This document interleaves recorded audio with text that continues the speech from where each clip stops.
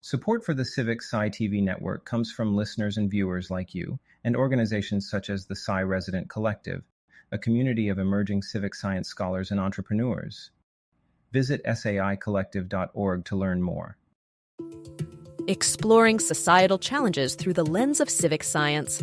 This is the Civic Science Perspective program with host Diya Dwarakanath. Hi, and welcome to the show. I'm your host, Diya Dwarakanath, and today we will be discussing cognitive psychology through the lens of civic science. We have the pleasure of being joined by Erica Kleinknecht, Professor of Cognitive Developmental Psychology and a professor at Pacific University for 21 years. With a background in applied cognition, Dr. Kleinknecht's research interests span from assessing remembering in social context to embodied cognition perspectives in cognitive development to the evaluation and assessment of educational practices. Welcome, Erica. Thank you so much for having me. Yes, it's a pleasure. So for our audience, just so they're aware, Erica and I met at the Science Talk 2024 conference hosted by the Association of Science Communicators back in April. We were partners in a workshop. I was intrigued by her classroom project on making children's books. Don't worry, though, I'm still going to be asking her all the tough questions. So, all right, let's connect the dots.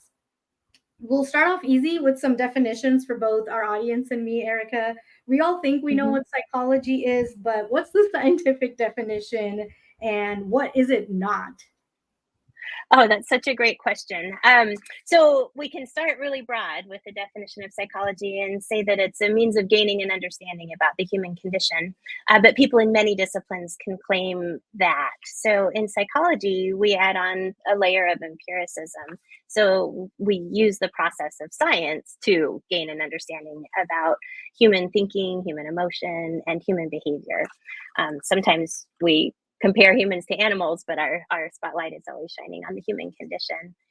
From there, we're going to specialize too, though. So what the general public usually thinks of when they think of psychology is psychologists in clinical practice. But it turns out that most of us are actually research scientists trying to understand things like emotion, attention, cognition, personality, health-related behaviors, and even socio and cultural behaviors and social issues. Okay, that's good to know. Thank you. And what is it not? Like, what is psychology not? Oh, right, that part. What is psychology not? There are tropes that exist in social media in particular saying that psychology is pseudoscience, and psychology is not pseudoscience. There is good psychology science, and there are sometimes poorly designed studies or, not so good psychological science. So science is a practice, and we engage in that practice at various levels of specificity. In the research study published in early 2020 that you shared with me, the investigators found that asking students to do science instead of be scientists increased their social engagement and persistence with science activities. I understand that's because of social essentialism. Yeah, so this research is really interesting research for a number of reasons.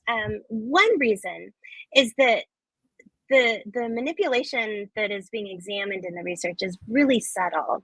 The way that we talk about people and the way that we talk about our social experiences and the way that we talk about the world that we live in with children sends them richer messages than we realize. Children are listening really closely to the way in which we refer to individuals, to individual behavior, and then to individuals' associations and groupings, and they make judgments. So children intuit categories based on the way in which we approach describing other people.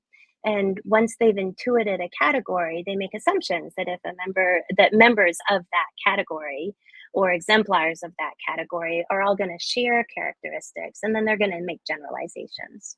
So really young children, preschool age children, do this naturally about the natural world. So if we're talking about animals, for example, and they learn the name of the animal category dog, and they learn the name of the animal category cat, they start to associate the observable characteristics that make a cat and a dog, and then they assume that all members of that category are going to share not just the observable characteristics, but something inside them too. So essentialism is a belief system that what makes the category is some kind of natural inheritance. And we see this in preschoolers by asking them really simple questions. You can show them a picture of a dog and a picture of a dog surrounded by members of the dog's family, and you can tell them a story. You can say, see this dog? This dog was adopted when it was a puppy by a family of cats. Here's the dog and the dog's cat family. Now, this dog has grown up. When this dog makes noise because it's happy or excited, is it going to bark like dogs, or is it going to meow like its cat family? And preschoolers will say it's going to bark. So they're assuming an essential quality of dogism that's still there, even though the dog was raised by cats.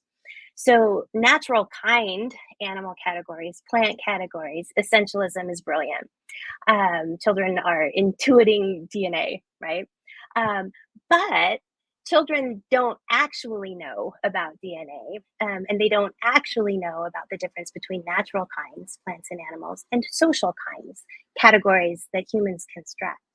So it takes children a little bit longer. Preschoolers will make those kinds of generalizations that I just described about the natural world. It's not until later elementary school that children start essentializing social categories. And by social categories, I mean things humans have constructed, like professions, like gender, like religion, like race. As children have experience in the world, and as people talk to them using a variety of different linguistic cues and habits, they will become more or less likely to essentialize social categories and believe that being a scientist, for example, is because you are a scientist. There's something about scientists that's special. And as you realize that you have that special essential characteristic, you can be a scientist. And so if children essentialize a profession, then if they don't have that characteristic, then they're not going to pursue that profession. If children essentialize gender, then they're going to treat gender as a series of fixed behaviors as opposed to choices that you make about the kinds of things that you do and clothes that you wear and so on.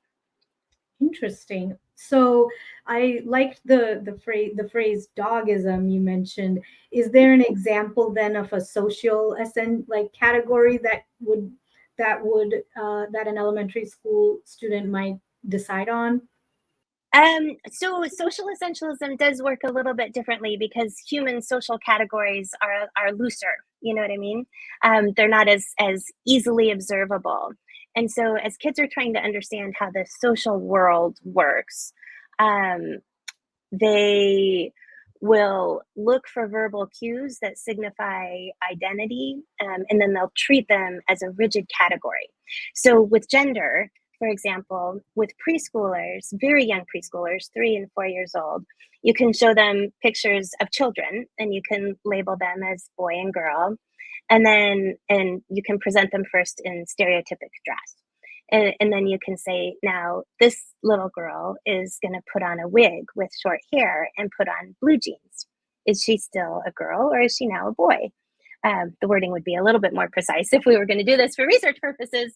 But what really young preschoolers will do is they will stop and pause, and they'll really think about it. They won't give you a snap answer, but they will be inclined to think that when you change your appearance, you change your gender.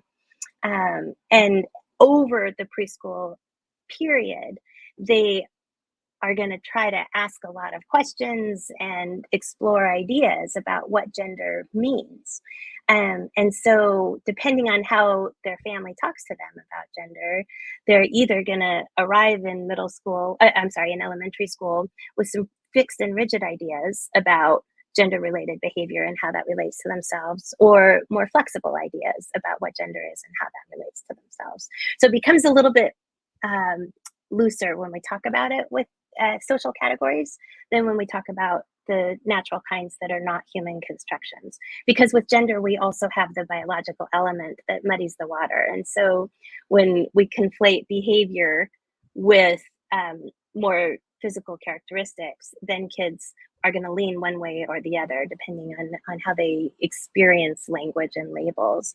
So when we talk about people and behavior and the characteristics that make groups, and we use generic language where we as adults go straight to categories and we say, oh, see, this child is a girl, girls wear dresses. Oh, see, this child is a boy, boys wear blue jeans. When we take a child and assign them to a category and then talk about the category, we're sending an essentialist message to kids. When instead we say, oh, look at this girl, she's wearing a dress. We're not telling them that dress and category are fixed things that all girls do. We're just keeping our conversation focused on an individual who's made a choice. Okay. So social essentialism is the difference kind of between girls wear dresses and this girl is wearing a dress. Right. So go ahead. Sorry. So the language patterns that children experience over and over are going to either send the message that girl is a category that includes clothing prescriptions, or people make choices about their clothing. Makes sense. So yeah. So social essentialism, is the next step that kids will go when they experience language that tells them that social categories have rigid rules, and if you belong to the category, you follow the rules. What kids then intuit, I left this out before, is that there must be a biological reason for that rule. So social essentialism is the intuitive belief that social categories have something inherent and biological in origin that establishes those boundaries. Thank you. That's really helpful to have that in the background. And I'd love to get into the academics of it, but let's dive instead into your work. You mentioned parents and how they talk to these early preschoolers. So tell us about your project, the one that intrigued me. Yeah, so to bridge the research into the project, what a researcher named Marjorie Rhodes is doing with her work is showing the methods by which kids, create social essentialist belief systems about categories and what the implications are for that with kids' behavior. And the short of it is that when we talk about other people with action-focused language or individual preference-focused language, as opposed to using generic language about groups, parent language impacts children's choices. So in the United States, in Western culture, we have a focus on individuality. When we talk to children when they're little, we say, tell us your name, what's your favorite thing? Everything that we ask of them signifies that self is important, identity is important, and there are markers of that. So our habits are to talk about professions in identity language. I am a scientist, not I do science for my work. And so the turn of phrase that comes naturally to us is a turn of phrase that guides kids towards socially essentializing professions and things like that, with a subtle change in our language to talk to children about activities and behavior instead of taking an activity and making it an identity label. We can further influence their engagement in science activities. And so this becomes really important when we talk about girls in science. In the world of STEM, women are underrepresented. Girls, by the time they hit middle school, tend to think that science is not for them. And it could be that one of the reasons why is because science has become essentialized in their minds.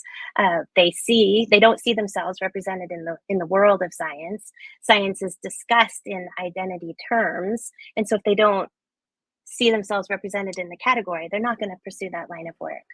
So Marjorie Rhodes, like I said, a researcher at NYU, has been examining how if we change our language when we talk to children about science activities and we keep it focused on activity-based language, children's engagement in science tasks increases.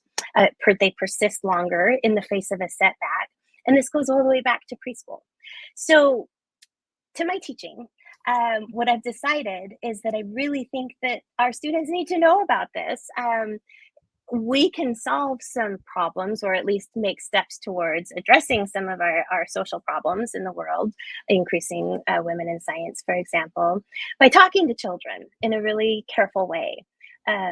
So in a class of cognitive development where we talk about language development, I can just talk about all the milestones of language development. I can teach children that the way adults talk to children matters, and I do that, but I take it another step. It's not intuitive to college students to take the research that they're reading and translate it into a practice or a behavior in a naturalistic context. So I create assignments around that to help students realize that we can translate basic science practice into everyday behavior. So with children, we read stories to them. We can design stories with naturalistic dialogue that models the kind of language that we'd like adults to use with children to help them focus more on activity and less on identity that can then create exclusionary beliefs in children's minds. So as my students learn about cognitive development, we take what we're learning and we apply it. Students are challenged to get creative and design a story in which specific language is used as the characters interact. And then we take those books and we put them on publicly accessible websites with a little bit of explanation about why the language appears as it does in the story, and some further suggestions for parents to ways in which they can adjust their own language practices when they're just talking with their kids naturally. And so I think it's really important for us to use our science. But using our science in a naturalistic way is a skill in and of itself. So I've decided to focus on helping students practice that skill in their classes with me. Okay, thank you for explaining that. And they're practicing their skills and then also explaining why these children's books have specific language choices. So what kind of feedback are you receiving from parents and students in your class, like students in your class and parents in general? What kind of feedback have you received about the books? So I love this question. Students, I can speak more about students, so I'll say more about them. When I first present the challenge to students, they have very mixed feelings about it. They are excited that they're going to learn something practical, because we all want to make sure that our college education matters, and students want to know that what they're doing is going to be beneficial for them. So they love that, yay. But then they think, I'm a psych student. I'm not an English major. I'm not a graphic designer. I'm not an artist. You're asking me to make a whole book? And I say, yes, I am. We're going to make a whole book. Is it going to be a book that's going to be a bestseller on Amazon? Probably not. Is it going to be a book that you could self-publish on Amazon? Maybe, And so I manage the expectations. And so students are challenged. It's hard. It's not what you expect to be doing in a psychology class. You expect to be writing term papers, not writing children's books with a term paper behind it, right? So it is challenging, but and there are points in the semester where students are realizing just how challenging it is to do that translational work of taking basic scientific information and making it practical. By the end of the semester, though, 99% of students are amazed at what they did. They realize as we go through the process that they can do so much more than they thought that they could. So when I ask students then next, would you be willing to share this work with people in your network? I get some interesting responses. And so with the children's books that I'm having my students write, I'm asking them to choose an ism, sexism, racism, ableism, and use that as the context. So the goal would be, for example, to create a book that explicitly addresses racism, like Ibram Kendi's Anti-Racist Baby, as an example. Or I offer them the opportunity to use an implicit process. Don't directly say this book is about gender bias. Instead, present gender diverse characters and don't use gendered language in the dialogue of the story. And so students can choose whether they want to be implicit or explicit about the task, but I want them to choose a social issue to guide their inspiration and presentation of the book. So that's what makes it extra hard. It's not just any old story about kids or animals, but they're working for a purpose to address an ism. And so while that makes it harder, it also makes it so much more impactful. So at the end of the semester, I asked them, would you share this with your friends and family as relevant? Many students say yes, but some students say no, because perhaps they chose to do a book about sexism, but they come from a family in which that kind of conversation is not comfortable.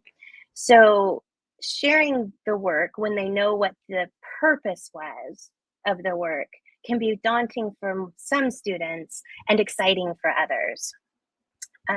In terms of parent reactions to the books, this is where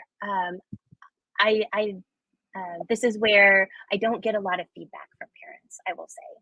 So my students put the books, we use software so that it's a digital book, and we put them on a website and we make it publicly accessible. And I always put my email address on there, but nobody ever writes to me about them. So I really actually don't have a lot of feedback from parents about them. One thing I will say though, is that even though we write with a message, most students choose the implicit approach of making presentation and language without making it a message book. And so my thoughts are that the books are pretty approachable, no matter who you are. Some books are written to a specific audience. I had a group of students once who said that their story is a love letter to Asian American children everywhere to help them learn to embrace their culture. So that book has a specific audience, right? But not all the books have a specific audience in mind. So they're just sweet little stories. So if parents were to find them, I think 99% of parents who see it would not be off put by the messaging because it's natural. We work really hard at making everything conversational so that it doesn't feel like it's a lesson. You know what I mean? Right. Yeah. Sounds like an art of using that naturalistic dialogue to restate your own words, to take that basic science and translate it into something applied. And I'm curious, like what would you do maybe to get more parent input or input from, is there a way you could partner with community organizations to reach them? Like, what do you think you could do to see how it's being received? That's such a great question. So at the end of this last spring semester, I did send an email link to all of the books that my most recent class created to Pacific University's early learning community. We have our own school. And said, hey, my students have created these books and we would love for your students to take a look at them. Let me know if you have any questions. And so that email was sent, but I haven't heard back from them. And I expect it's because it was at the end of the semester. So I am going to check in with them again in the fall as the next school year starts up to say, I don't know if you received this email, but let's start over. I would love for these books to be used by children. That's what they were designed for. Can we talk? And so when everything's digital, it's interesting. We like to think that it's more accessible that way. It's on the internet. Anybody can find it. Right. But if you don't know how to look for it, you're not going to find it. You know what I mean? And so it would be, I think, great to have the resources to print them and take them around, like to the local library and things like that. And that's not something I've done yet. So Pacific University is a small college and my classes are small. So I have a class, the class that I do this work in usually ranges from 6 to 20 students. Okay. So with 20 students, that's a lot of books. With 6 students, if the students partner up, it's only a handful. So I have a very small set, relatively speaking, which means it wouldn't cost a ton to print them, but I don't have a budget for that. Yes, the funding and can be difficult, but I look forward to hearing and maybe seeing some of these in the local library. I know that we're both in Oregon, so I hope that that will happen one day. Now, I was curious too that in the Rhodes paper, it showed that in just a week, if teachers changed the language they used, it increased science persistence, and basically students were more likely to try an activity more than once if they weren't working on it, or if it didn't work the first time. Do you think that that could be, done just as easily for parents using the books that you've created? I do, absolutely. The turn of phrase is simple. It's not an awkward thing to say, let's do science. It just sounds awkward because we're so used to essentializing, right? Right. We take a profession and action and we make it a noun. That's a quality of the English language that everybody does. It's a defining characteristic of our language, actually. So it feels a little bit weird, but it's still grammatically correct. And when it has a behavioral impact, that subtle turn of phrase, I think that most people are happy to know that they could do something that has an impact on their children's potential happiness, right? Yeah. What would you say has been the most surprising lesson that you've learned from this project for creating children's books, and how long have you been doing it? Great question again. So it is hard work, I will say. It is much easier to just teach content and give students tests and ask them to write me a research report. That's a much more straightforward way to teach. To figure out how to scaffold the assignments so that I don't say, write a book, and then at the end of the semester, check up on it. You know what I mean? I have to break it up into manageable pieces and think about how to spread the work out over the course of a semester while still doing all of the other things that students do need to do to demonstrate mastery of the content knowledge. So it takes a lot of organization and a lot of patience on my part. And so I find that it's a harder way to teach, but it's a much more satisfying way to teach too. That in the old days before I started teaching this way, so I've done this assignment versions of it for only 4 years. And I will say at Pacific, I teach 5 classes a year, and it's 5 different classes. So I've only done this assignment 3 times. So each time I learn a little something about, the instructions that I give and how much time I give students to do each piece and so on. So it takes a lot more comfortability with ambiguity too. It's really straightforward to grade or evaluate a research report. We know how to do that. How do I evaluate a children's book that they're authoring is something I really have to sit down and think about. So On that note, question, no, that's good. On that note, besides being comfortable with ambiguity, what actionable advice do you have for other psychology professors who may be watching this interview to implement similar programs? And I understand you're in the early stages, but what other actionable advice would you give them? Well, actionable advice, I would say, if you're thinking about doing it, just go for it. Really, it's so satisfying. So the broader heading in terms of pedagogy of what I'm doing is called authentic project-based learning. And so in higher ed, the idea is that when students know that the work that they're doing matters in some applicable way, they're going to invest more energy in it. And I've found that is really indeed true, that when students understand that the benefit is greater than themselves, they do work harder and they do produce some really outstanding work. So if your goal is to improve student motivation, to improve your own feelings of efficacy about your teaching, I would say go for it. And even if you don't have all the details worked out before the class starts, that's okay. It's okay to go into it and work with students. The first time I did it, I said to my class, I've seen other people do this and I want to try it. Do you want to go for it?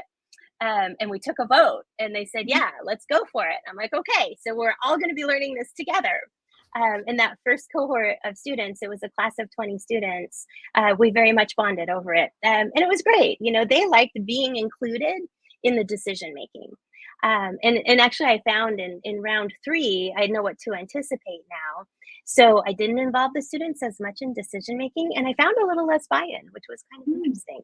So including students in the process means you can't plan everything out because you have to work with the people in front of you, but it creates a different kind of learning community when you do involve students in the decision-making process. So actionable advice is to be as planful as you can, but also recognize that you're going to need to make some decisions as you go, and that's okay, and it can actually be pretty powerful.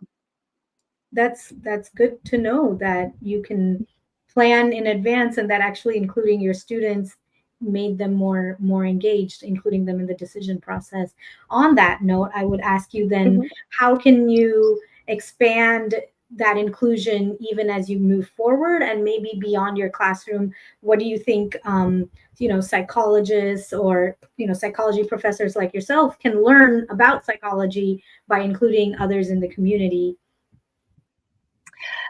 So I think that our traditional approaches to teaching, where we present the information, we give students tests and they write papers, is limiting. There are many different ways to show expertise and to invite engagement.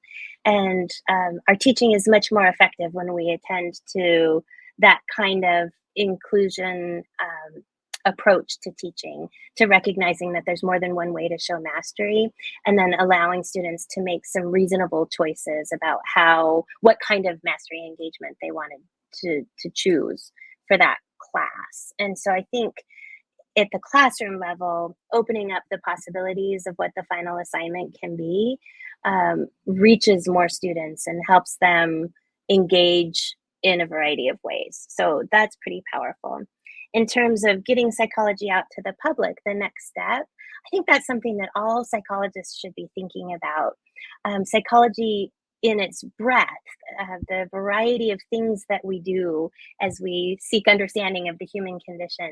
We do so much. And when you do a Google search in psychology, you tend to, the top hits tend to be 100-year-old ideas and tropes.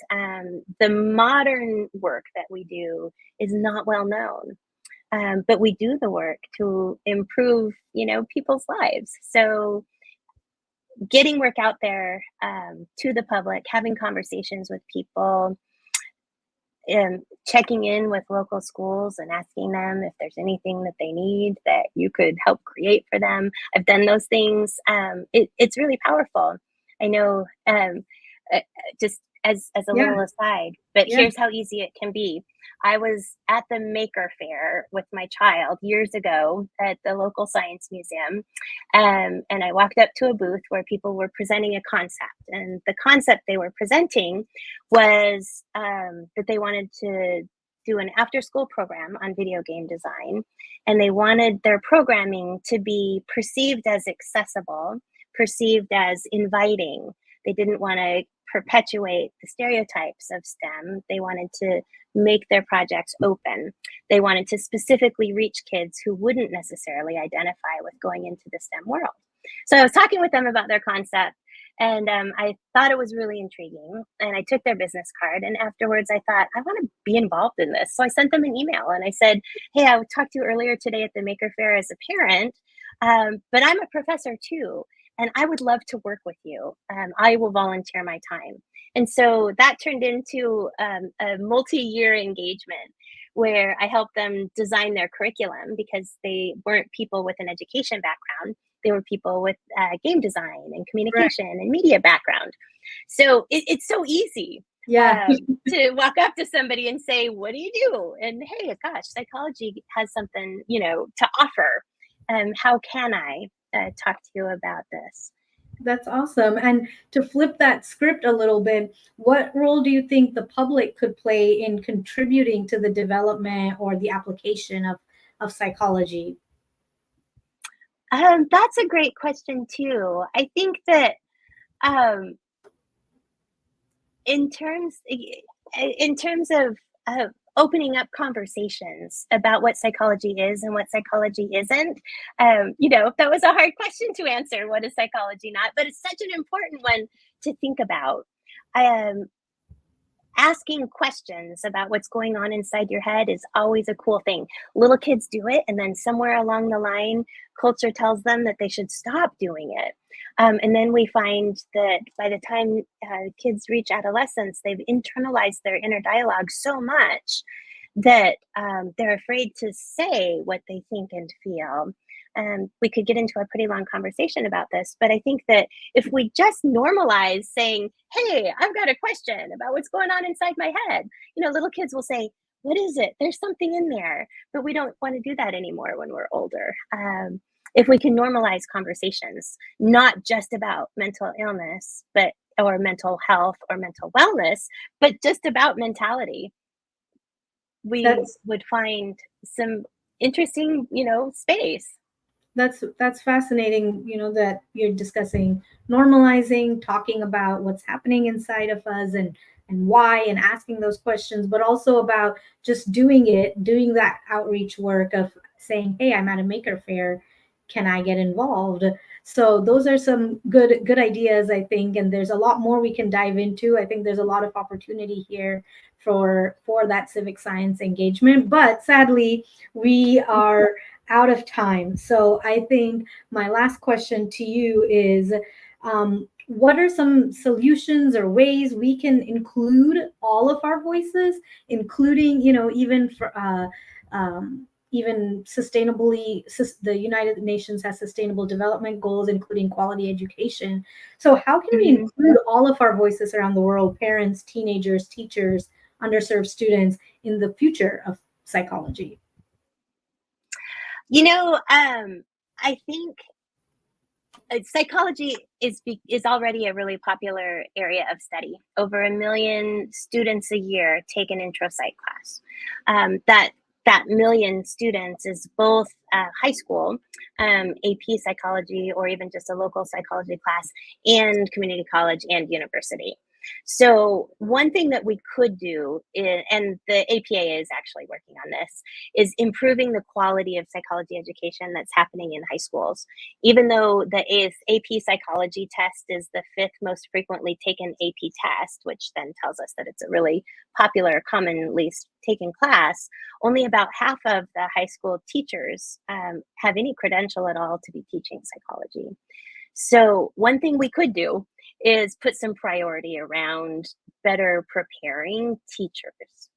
So let's see, teachers, pre-service teachers who are in an education program, whether it's a master's level or an undergraduate level, don't always take psychology coursework. When education students find their way into my cognitive development classes, they say, why am I just learning this now?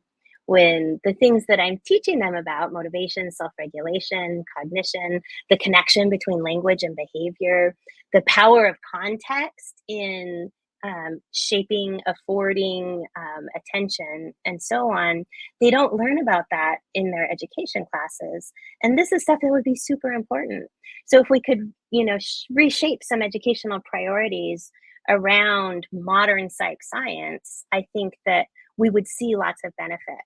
When we survey teachers, the APA does this periodically and asks teachers, what are the top 5 things you want out of a continuing education program? Number 1 is usually classroom management. How do I help kids stay involved and engaged? And it's like, well, gosh, there's this whole field of developmental psychology where we could talk about that a lot, but it's not always part of the education curriculum. Interesting to hear that. So these silos that could be kind of bridged. I can see that we can go on, but our time is up, and I am so thankful for all of the wonderful insights you have shared with us. Thank you for that. And to our audience, thanks for watching. Remember that science belongs to all of us. And again, a big thank you, Erica, for sharing your valuable expertise and time with us. Thank you so much for having me. I enjoyed it.